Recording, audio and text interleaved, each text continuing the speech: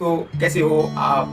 Welcome back to the GST hospital. आज हम इस एक विशेष टॉपिक पर चर्चा करेंगे कि किस प्रकार new GST registration partnership act 1932 के तहत कैसे लिया जाता है। ये new GST registration partnership act के तहत क्या क्या डॉक्यूमेंट लें, तैयार करने से पहले कुछ विशेष सावधानी रखें।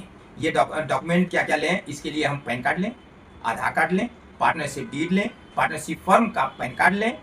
अब ये 4 डॉक्यूमेंट के साथ हम एक टीआरएन जनरेट करेंगे जीएसटी के पोर्टल पर। अब इसकी साइज भी क्या होगी, तो साइज होगी आपकी 5 MB के नीचे पार्टनरशिप डीड का रखें, उसके साथ मर्ज करें एक फर्म का पैन कार्ड। अब हम लॉगिन करते हैं। लॉगिन में क्या क्या ध्यान रखेंगे, ये तो करेंगे पैन कार्ड नंबर और पैन कार्ड में जो फर्म का नाम है और मोबाइल नंबर और ईमेल नंबर। जब ये फिल कर देंगे उसमें आपके फॉर्म, तो एक टीआरएन जनरेट होगा। टीआरएन जनरेट करने के लिए एक ओटीपी आएगा, ओटीपी के थ्रू आपका टीआरएन जनरेट हो जाएगा। फिर इसके बाद अब आइए हम फिल करते हैं कि जीएसटी रजिस्ट्रेशन कैसे फॉर्म भरें। तो फर्स्ट पेज में जो जीएसटी का पोर्टल का फर्स्ट पेज है उसमें पूरा फर्म का नाम पूरा डिटेल लिखें। एक तो लीगल नेम होता है, एक ट्रेड नेम है, तो दोनों में ही पार्टनरशिप फर्म का नाम लिख दें उसमें। पर इसके बाद जो है पार्टनरशिप डीड जो है साइज बना लें उसका 5 MB का नीचे का, उसके साथ पैन कार्ड भी मर्ज करके अपलोड कर दें। फिर ये पार्टनरशिप डीड कब बना है वो भी उसमें मेंशन कर दें। अगर फर्म के पार्टनर दिल्ली से बाहर के हैं, जैसे गुजरात के हैं, कर्नाटक के हैं, असम के हैं, जम्मू के हैं, दिल्ली से अगर बाहर हैं और अपना फर्म दिल्ली में इस्टेब्लिशमेंट करना चाहते हैं, तो उसके लिए एक जरूरी हो जाता है मैनेजर रखना, एक अथराइज पर्सन रखना। अथराइज पर्सन के लिए एक आधार होनी चाहिए, एक पैन कार्ड होनी चाहिए, एक फोटो होनी चाहिए। इसके साथ साथ एक रिजोल्यूशन भी पास करना चाहिए फर्म के पार्टनर के द्वारा कि ये जो है ये पर्सन ये जो दिल्ली के ब्रांच को मैनेज करेगा। और इसके साथ साथ जो है जो फोटो होनी चाहिए वो 100 KB का होनी चाहिए, विजिबल होनी चाहिए। सारे डॉक्यूमेंट अरेंज करके प्रॉपर तरीके से फिल करें।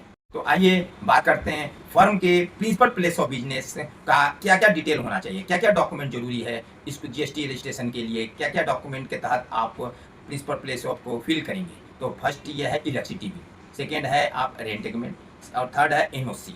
ये 3 पेपर तो मस्ट है ही। साथ में अगर प्लेस जो है रेंट पर दे रहे हैं तो रेंट का ओनर का आधार पैन कार्ड भी जरूरी है। अब आइए देखते हैं साइज क्या होनी चाहिए। तो इलेक्ट्रिसिटी बिल का 100 KB के अंदर होना चाहिए, रेंट एग्रीमेंट 2 MB के नीचे होनी चाहिए, एनओसी भी उसी के साथ मर्ज करते हैं। इस तरह से सारे पेपर को ट्रांसपेरेंट करके साइज मिलाकर विजिबल करके साथ ही उसको फिल करें और अपलोड करें। जब आप रेंट एग्रीमेंट का जो साइज मिलाएं और पेपर को देखें तो ये भी विशेषकर देखें कि स्टाम्प पेपर जो बना है 50 रुपये का, स्टाम्प 50 रुपये का होना चाहिए, 11 महीने का होना चाहिए, साथ में वो नोटराइज भी होनी चाहिए, कमर्शियल पर्पज जरूर लिखा होना चाहिए, 2 विटनेस का डिटेल भी मेंशन होना चाहिए और सभी पेज का उसमें साइन भी होनी चाहिए। इस तरह से जो साइज बनेगा 2 MB के नीचे होगा और प्रॉपर विजिबल होनी चाहिए।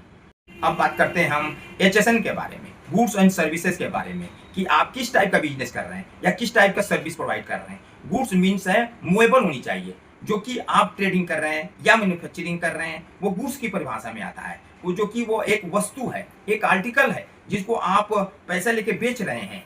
और सर्विस ये है कि सर्विस के HSN के लिए आप सर्विस प्रोवाइड करते हैं, जैसे CA हैं सर्विस प्रोवाइड करता है, आर्किटेक्चर है, जैसे आप डॉक्टर है, ये सर्विस के सेक्टर में आता है, जैसे क्रिकेटर है और साथ में इंटीरियर डिजाइन है, ये सब जो है ये सर्विस के सेक्टर में आते हैं। तो जो है आप गुड्स और सर्विस का जब चॉइस करें तो प्रॉपर तरीके से HSN के थ्रू ही आप उसको फील करें। तो जीएसटी हॉस्पिटल के चैनल पर पहली बार आ रहे हैं और कंटिन्यू अपडेशन चाहते हैं इन्फॉर्मेशन, तो आप लाइक शेयर और सब्सक्राइब करना ना भूलें और बेल आइकन को प्रेस करना ना भूलें। अब बात करते हैं कि आधार ऑथेंटिकेशन कैसे डिपार्टमेंट जो है चेक करता है। आधार ऑथेंटिकेशन के लिए दो डॉक्यूमेंट का होना जरूरी है, एक तो पैन कार्ड और एक आधार।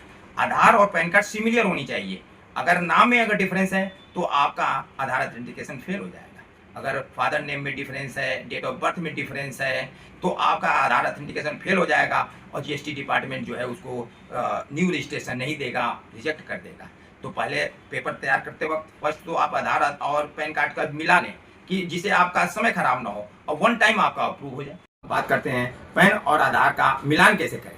अगर आधार में नाम डिफरेंस है और पैन में कोई और नाम है या सरनेम डिफरेंस है या कोई स्पेलिंग मिस्टेक है, तो उसको फॉर्म 49A फाइल फिल करके आप उसको NSDL पर जाके अप्लाई करके आप उसको करेक्ट कर सकते हैं। और दोनों का मिलान होने के बाद ही आप जीएसटी रजिस्ट्रेशन अप्लाई करें, अदरवाइज आपका ARN जनरेट नहीं हो। आइए बात करते हैं, अगर वो पर्सन बाहर से, इंडिया से बाहर का है और वो इंडिया में पैन कार्ड बनाना चाहता है, तो उसके लिए NSDL पर फॉर्म जो है 49AA फॉर्म भर के और वो आप पैन कार्ड